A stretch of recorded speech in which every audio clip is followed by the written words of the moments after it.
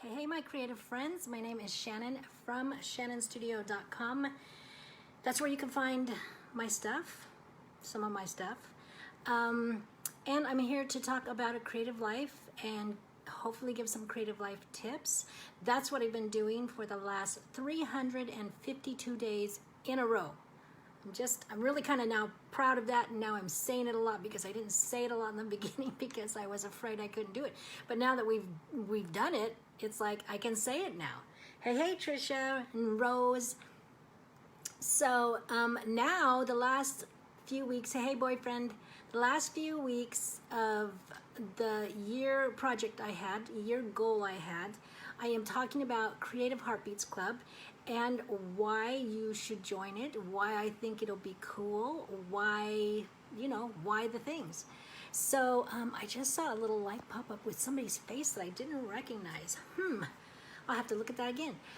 So we are talking about Creative Heartbeats Club, which the website, I'm sorry, you know what, it's just taking way longer. And I could do, anyways, it's just taking way longer. So, but it will be there. We'll get there. I don't know how my time frame is blown up in my face, so, which kind of goes along with what we're talking about tonight. Okay, so first off, a bike update, because I haven't updated lately, and it was, because I've been a little bit better on the bike, that's why. There hasn't been a whole lot to update. I'm riding down to the city still, and, trying a couple days a week to get down there, so I can, continue to do it, even with Joseph home. So now it's a little bit different trip, pulling the trailer with him in it. But, so I'm in the city, and I'm in, on this major thoroughfare, so there's several lanes, and I'm in a big intersection. Big intersections, I don't know why this happens, they are not good to me. So I'm at this big intersection, stopped at a light, waiting my turn. It's like a three-way intersection, so two are going this way, and then I'm coming this way. So the light turns so I can go. I'm not sure because there's not a light where I can see it from where I stop. It's kind of behind me where I can't stop, but the cars can see it. So I'm stopped. So I'm like starting to go late anyways. And so I'm a little, panicked because it's a big curve I have to make. So I start to go. But what happens is that if you don't downshift before you stop, if you've been in a high gear and you don't downshift, it makes it hard when you start. And a lot of times that happens to me, that I've forgotten to downshift, and it makes it, you have to, it's harder than what you think, and so it was harder than what I thought it was going to be. And so I go, and my foot slips off the pedal, because I think it's going to be easy, and it's not, and so my foot slips off. Well, I'm wearing these, which the boyfriend's going to be impressed by this. I'm wearing these like wedge sandals, and it's the first time I've ridden a bike with them, and I was kind of iffy about them, but I'm wearing them, and the one shoe, of course, is a little loose, so when I pushed on the pedal and my foot slid off, my foot slid out of the shoe. So, but I've already left the curb, so now I can't touch the ground, because I can't touch the ground when I'm on my seat.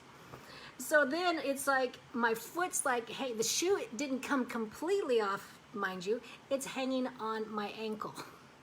So I'm falling off the bike, my foot is hanging, the shoe is hanging off my foot, the bike's starting to tip over, cars are starting to go by, and I am like, I am a cartoon. Why does this happen to me?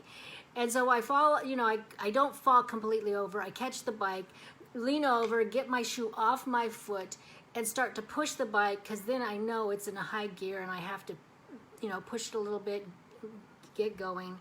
So then we get across the street. I didn't tip over the trailer or anything with him in it, thank goodness. But then Joseph is like, why do you take your shoe off? And I said, it fell off. Well, that must have hurt your feet. So he goes on this dialogue, and I'm just like, okay, my bike thing, and this could be looked at as a failure.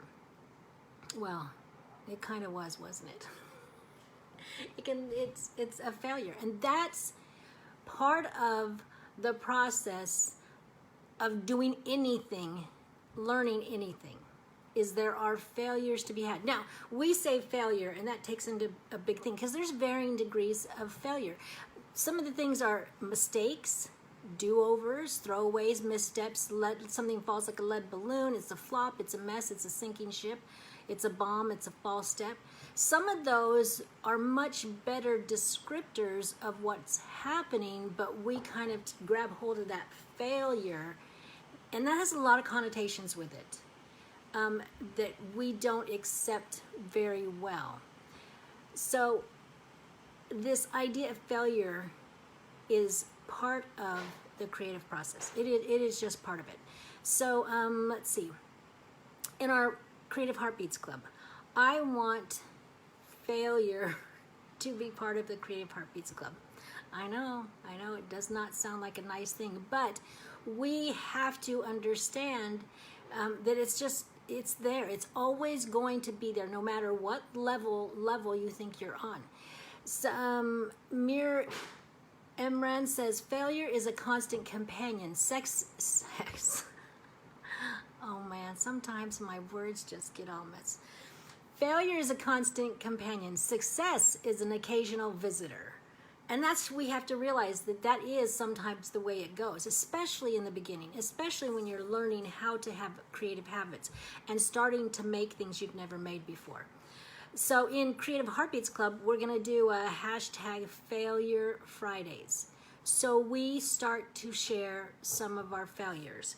And so I've been trying to save my failures, because usually, you throw them away or whatever, but this is one of my failures. I'm trying to do, this is not how it's supposed to look. I wanted to try some things, and it started out okay with that glitter, but then you see and look at that. I mean, I don't know what happened to that. The ink, it was like this puff paint thing, and I was putting on there, it was like, what's this?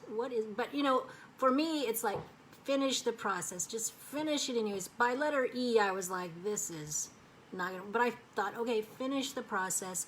Let's just see, maybe it dries different, maybe, So I have this as, you don't learn things until you do things a lot of times. And this is like, I'll never use those puff paints again on a paper.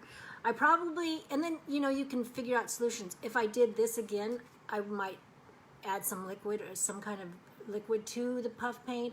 I would tape down the paper. There's just several things I would do different, because now I know what it looks like when it's a throwaway. And so, but this is what I got. And now this is nice. Now, if I just showed this part, it's like, oh, that's so nice. That's, but, you have to go, okay, but the real story is that it looked like this first. That's the real story. And so I want us to be comfortable with the idea of failures, missteps, do-overs, throwaways. I want us to understand that it's not the end of the world, that we don't have to give up creativity because of it. And that's one of the things that Elizabeth Gilbert says in her Big Magic book. She says, such thinking, talks about the human scale of success and failure, that there's just winning and losing. Such thinking assumes that you must be constantly victorious. So I'm going to stop right there, because when I read quotes and things, I like to stop and just like, did you take that in? Constantly victorious. That is exhausting. That takes the fun out of it. Okay, back to the quote. Such thinking assumes that you must be constantly victorious, not only against your peers, but also against your earlier version of your own poor self. Most dangerously of all, such thinking assumes that if you cannot win, then you must not continue to play. And that is the big danger. And that's where I think a lot of us fall into, that group, is that we couldn't win, we couldn't have the masterpiece, we couldn't have the oohs and ahs, we couldn't have our own satisfaction, and so we don't play anymore. We pick up our stuff and go home and don't play. She also says that there's quiet glory of merely making things and then sharing those things with an open heart and no expectations. And that reminded me of how children are. how childlike they are. They make something and it's like, what? And they, whether it's food or art or some project, like Joseph has made all kinds of things. All my kids have, but my most recent child, Joseph, has like made benches and made all kinds of things. He made this wood bench that he kept and babied and loved and showed us all the time and sat in, and it was just this rickety thing, but he loved it. And that's the childlike. I mean, they love their creations. They can hardly wait to show you. And sure, they might not think it looks like something else, but they are so pleased that they had this process and went through this thing, and they love it. They will eat all kinds of food too that they make. So the problem is that we fall into that. If it's not constantly winning, if it's not a constant win, constantly victorious, a win, we don't want to play. In the book inGenius, I think it's, no, that's not. He says, creativity is enhanced when you reward both success and failure and punish inaction. And that's kind of what I want to, I'm not going to punish you, but I mean, I want to reward the failure as well. I want us to kind of change the,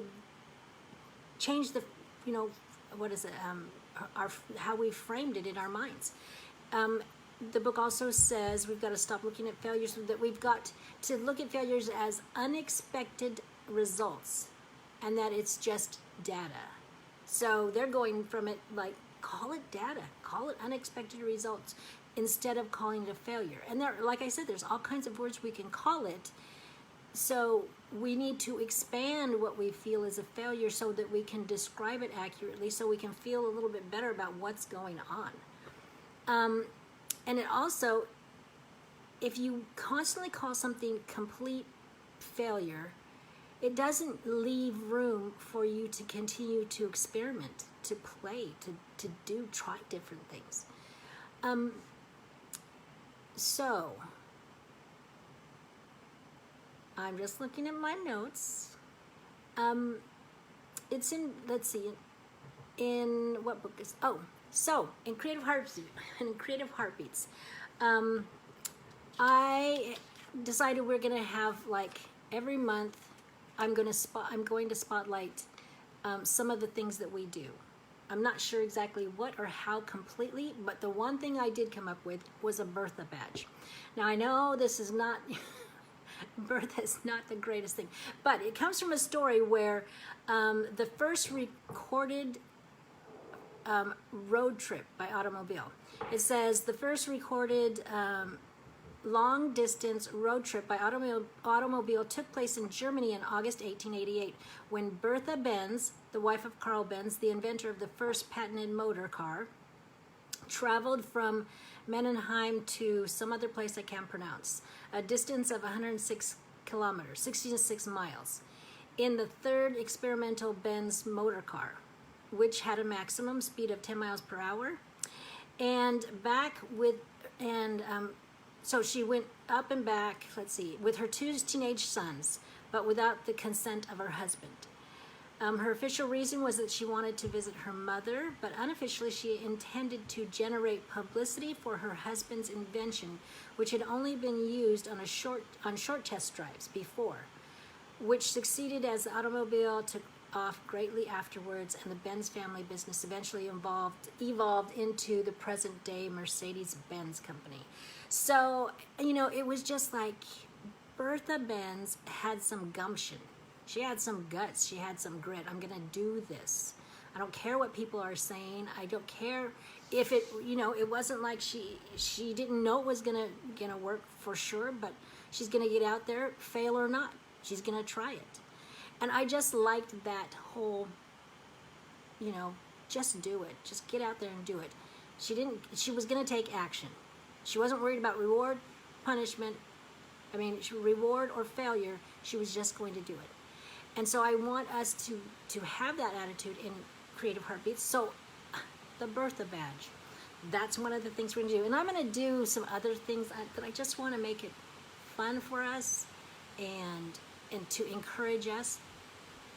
So that is the story, and the tip tonight is about reframing failure, and that's going to be part of Creative Heartbeats.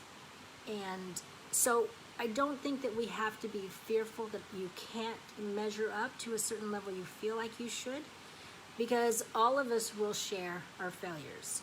And I'm starting to save mine so that I can make sure I put stuff up there as well.